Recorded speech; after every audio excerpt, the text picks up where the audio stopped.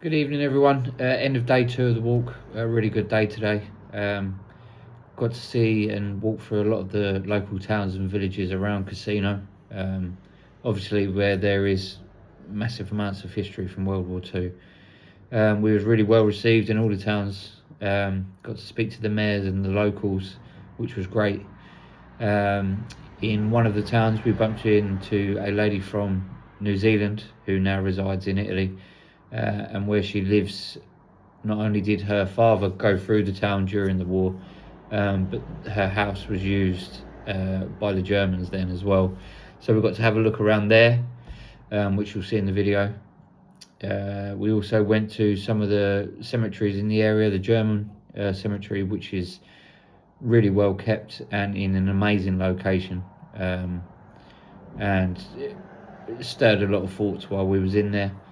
Then on to the Commonwealth War Graves Cemetery, where we have a few of our members of the Facebook page have relatives buried there. So it was great to see that, and try and get some photographs for people involved.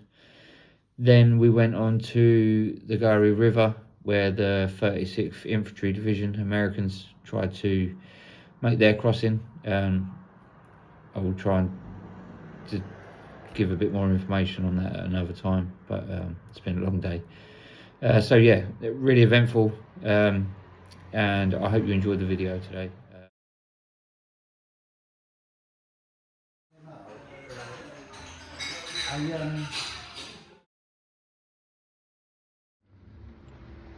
I have a couple of things in the wall.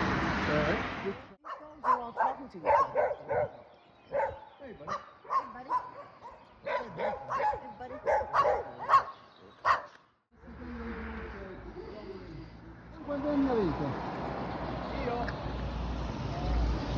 There was the headquarters of the Germans. There was the General von Zenger und Etterling. No? So that's where we're going. But we are going here to the town hall of Castrocielo.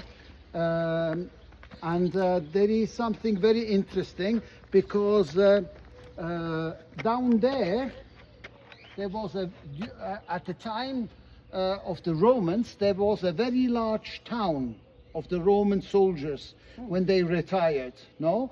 And now they are excavating. I need to remember, I need to ask the mayor if there are also British universities involved.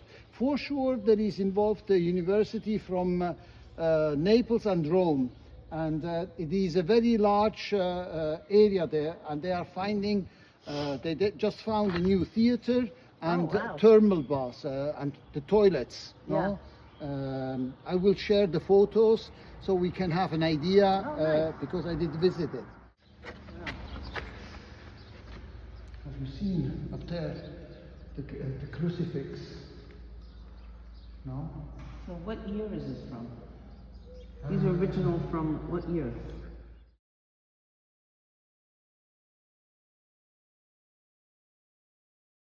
All original? Yeah, this is This is all This original? is original, but they have been brought here. This is a funeral yeah, like in Pompeii. Egypt, no? Like in Egypt that when they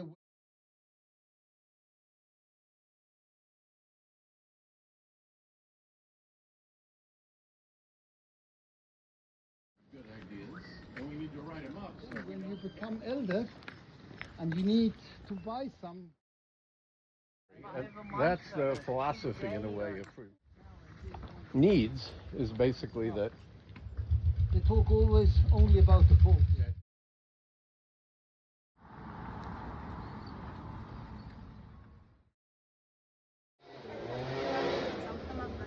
It's okay. Of Caprile, which is a frazione di Rocca Secca, the importance during the war was that Caprile itself is actually unbombable because you've got your anti-aircraft positioned along the hillside here, and anything coming from the other direction, by the time they'd located Caprile, it was too late to drop the bomb. So it was an important emergency backup for the German command. So this structure here, which has been my home for the last 20 years, part of it, that was actually the German supply depot and emergency bunker for the German commanders. So the German command, during the Battle of Cassino, the German command was based a couple of kilometres around the corner, and you'll be able to look up at Roccasecca and see where there's sort of a divergence between the valleys. And from that commanding post, they could escape in any direction. But in actual fact, the emergency bunker for the commander was in this building, in my downstairs apartment. And what they did was pour 20 tons of cement on the road level, so the ground floor there. And as we go in, I'll point out a step to you. And that step indicates where, when the civilians got their home back, they actually had to remove all this 20 tons of cement. And so the gentleman who did most of that work was still alive when I moved in here. And he explained to me that he'd cleared the first apartment, he'd cleared the entranceway, and then he was working on his own apartment. And he got part way down with removing the cement, and he said, enough. The Italian word for that is basta. And he said, basta, enough. I'm not doing any more. So his apartment has a step up into it, and his floor level is slightly higher than the rest. And under that is all German cement. Now, down in my cantina, which we'll go into shortly, there was barbed wire, and when I restored it, I asked the workers to leave that barbed wire as part of the history of the building, but when I returned from New Zealand, unfortunately, they had overruled me and removed it.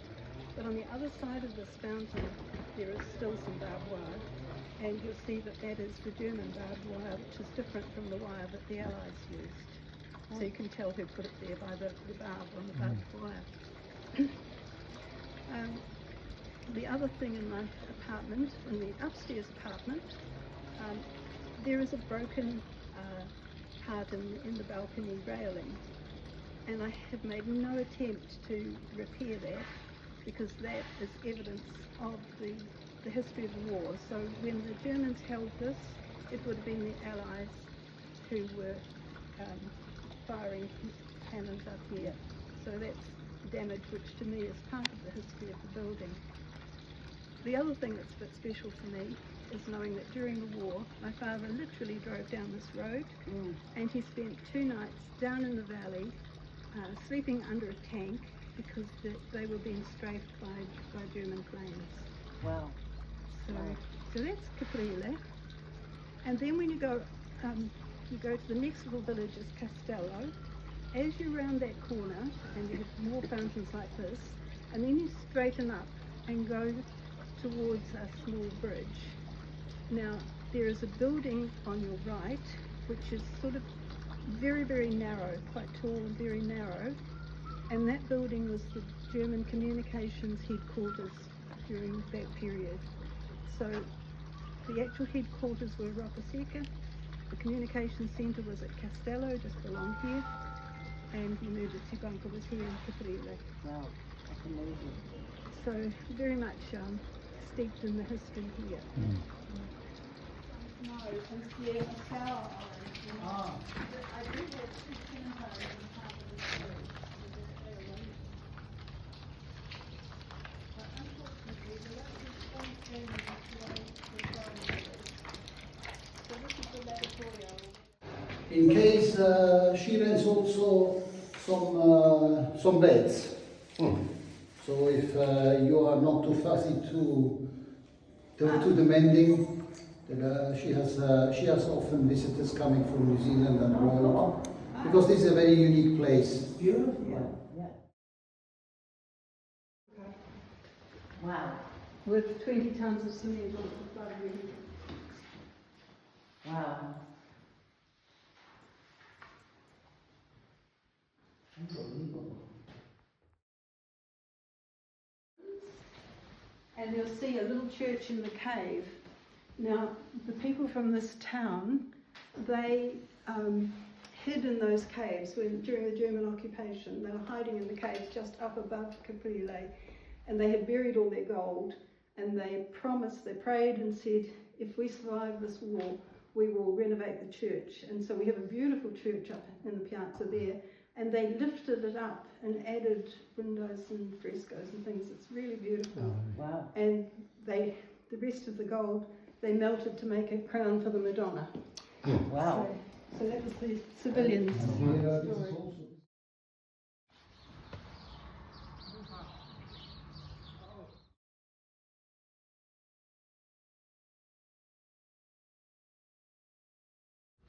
Church under the rocks here. This looks like a concrete block. That is from 1300, and kind of level with that, but back this way are the caves where the locals sit. And from over here you can see where they raised the church on yeah. so all that top part there is post-war, and the bell tower.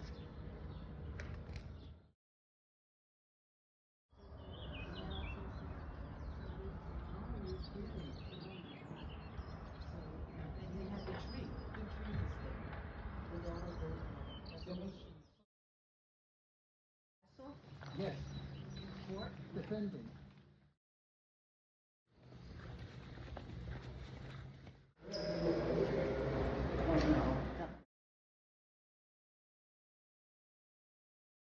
Your pins.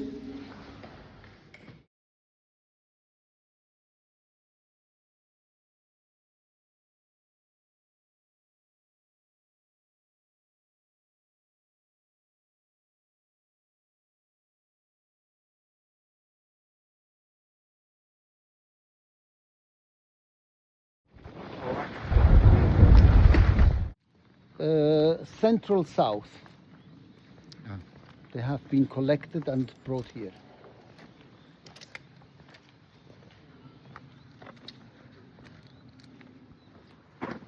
So how many in total did you say? 20,080. And 80.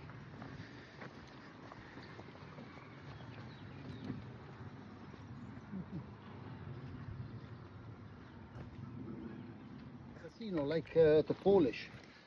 But they did decide that it was more appropriate to be far away from them, because they did analyze at the moment already that it was for the tourists visiting the abbey there would be a lot of traffic, and so they decided that this position would be better. You must also consider that this position here is also closer to the battlefields of or the positions of the Germans, because the Germans were up here in on the Monte Cairo. The Gebirgsjäger were at 1,200 meters, and the Germans, as they were quite smart, as we are here on the Gustav line, they did understand that the only chance to control the whole area was having observation points on the top of the hills. And so they were around, they were coming from our left, coming over the mountains where also the Polish and the French came from Venafro. They came over the mountains, no? And there we have Monte Trocchio in front of us, where we are standing, where we are sitting. And then as you can imagine, there was no chance for a day operation. Today we see a lot of trees and houses. You should imagine, as from the photos from that time, in the valley there were no trees and there were no houses. And so from the hill, from the height, you had the complete control over the valley. No day operation was possible unless you were using Nebelwerfer, to use artificial fog, no? Yeah. But this was useless. especially the war here in Casino in this area does point out and demonstrate that even that the lesson learned from World War One of trying to not lose so many men and World War Two, let us lose the means but let us save the men. Here on the Gustav line, especially in the Casino area, this was not possible, because here it was again like World War One, a war of the trenches. And beside the ground, the weather was a big enemy. The weather, it's rain. We had one of the worst winters. And if you look at Monte Trocchio, you can understand that Monte Trocchio was important, relevant, when the Allies were coming from the south, from Naples, from Montelungo, trying to reach Cassino. Monte Trocchio did cut the line, the street, and so as long the Germans were up there, it was very difficult for the Allies coming closer. Do you remember the sketch, the propaganda sketch of the Germans? There were a sequence of mountains with a very large mouth, open mouth, eating soldiers. And the mistake, or the not considering of Mark Clark, because he didn't know very well the ground, because otherwise probably he wouldn't have come here, the Germans wanted to say, look, you might pass a mountain, but behind that mountain there is another mountain, and we will eat all your soldiers. And the soldiers had summer uniforms. They were always wet. It was cold. And before fighting, they had the annoying fact of having trench foot. So the morale, the mood of the soldiers was below the shoes. Because Mark Clark, if you remember, in Naples, he stated we would be in Rome within December 1943. Instead, December 1943, he was on the other side of Monte Trocchio. The goal of the Germans, as you can see from the area, was not to hold them up at all the cost, but it was just to annoy them as long they could, because Kesselring, the man chosen, the new man chosen by Hitler, sending away Rommel, the fox of the desert, was to build this Gustav line, or several defensive lines, which were quite a success. When the Allies went on the Rapido River, and the attack was not successful, after a while the Allies were also considering to pass with the 34th Infantry Division, the Red Bull, with the Nizet soldiers. They were trying to bypass the abbey, going up by the back. But when they arrived to the wall of Monte Cassino, they did understand that it was not accessible, and so they returned back down. And after this, happened the battles on the railway station, on Castle Hill, and as long there, then the New Zealanders decided that it was mandatory to attack the abbey for Monte Cassino, to destroy it completely. And this has been done later. And here on the side of the mountain, you can see also a kind of street, and that's the Cavendish Road. In mid-March, the New Zealanders with the Indians, with bulldozers and and dynamite enlarged a small road which the locals used to go to walk up to Monte Cassino, and they enlarged this road within a week or so, and then they went up with tanks. And they did it under, they put a cover as they worked so that the Germans couldn't see them under the cover. Yeah, but it was not even that necessary because they did not expect it. Yeah. And also they didn't hear all the noise. And so unfortunately there was no cooperation, because at the end these tanks had no coordination with the infantry and with the air. So when they arrived on the top at the area of the Albaneta farm, they stopped just the first two tanks. They bombed, mined it, and so they were out of service. And the other tanks just turned and tried to come downhill. But downhill a tank is something very difficult. Yeah, they sent the tanks and other units up there, but they didn't have the infantry with it. Yeah. And so if you don't have infantry, and the Germans realize that, then they can take out the tanks and not have to worry about being shot at by the infantry. So. Yeah, so the attack ended to... Well, now the Germans knew they were up there. Yeah, that's the other Yes, thing. but it was useless. They had to go back, and so at the very end,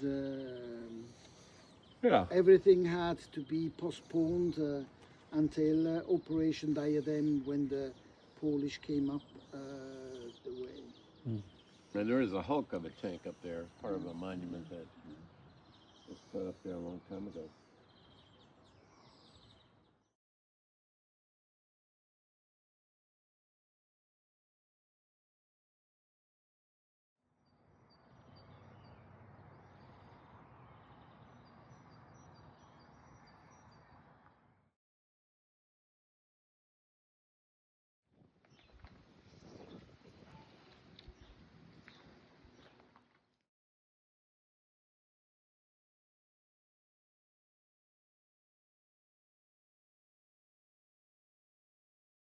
Of this,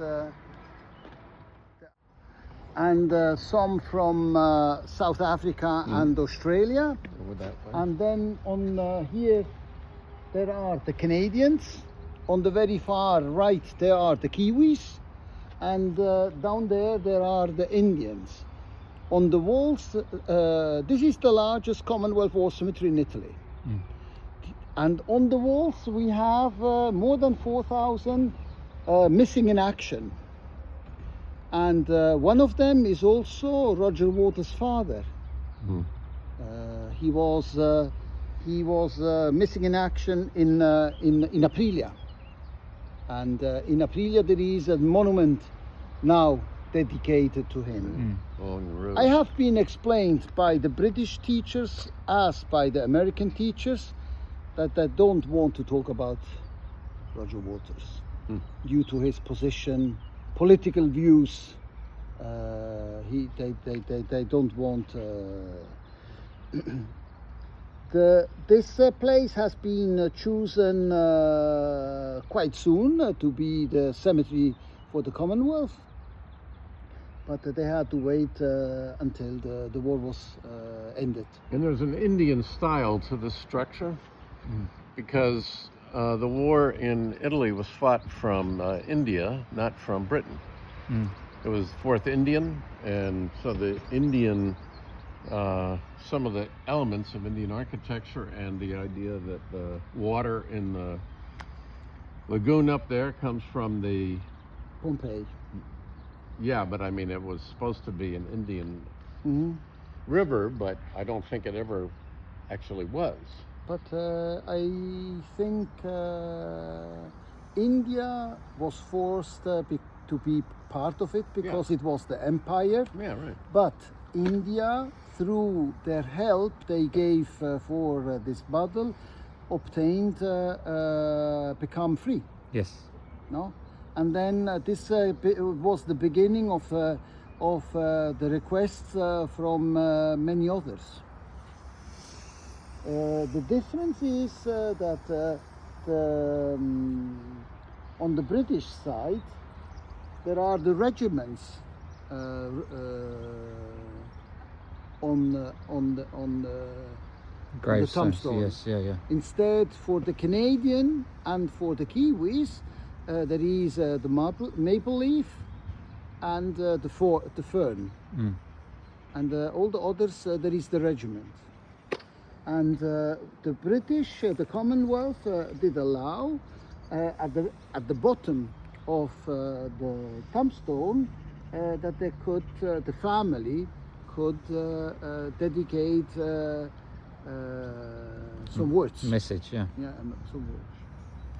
And here there are often, I don't like unknown soldiers, I like, here we have the wording known to God. Mm-hmm. It has the same meaning, but it's A bit more powerful. it's much nicer to see. Yeah. Mm. No? And the American cemetery, I think they And- say known but to God. Yeah. And as I was saying before we did come, unfortunately, many people sometimes consider this as a park. Yeah. So, especially when they play football and so, I ask them why you don't go to play football or in our On a field. in our cemetery. No, if you do it here, you can do it there too. Yeah, true.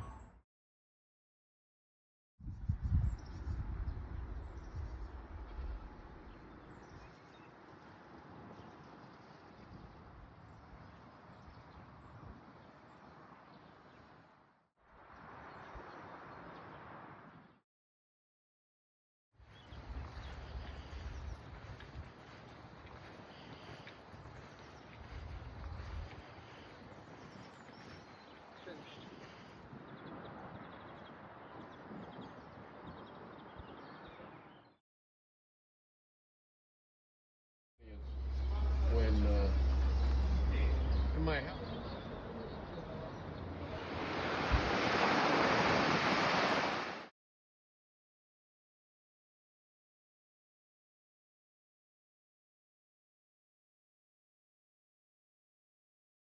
In Naples did arrive here. There was no chance to go in because the town of Cassino was bombed and was looking like the Moon Valley. Yeah. All craters, mines, malaria. So they arrived here. Before him were here also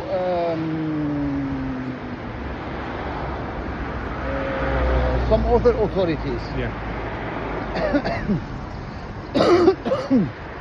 So when the king arrived, they had the monument already prepared. So these are just 3 round blocks which they placed here. So it was impossible to go in here, so they bypassed it. So it's more or less the same path to go to the Rapido River. No? Okay. And here, also here, I did clean it. I did put out the writing, making readable. And you see, this path was walked on the 22nd day of July, 1944, by His Majesty King George VI, on the occasion of his visit to Cassino. So this was prepared even before arriving. And so once they arrived, they did establish immediately. Before, this here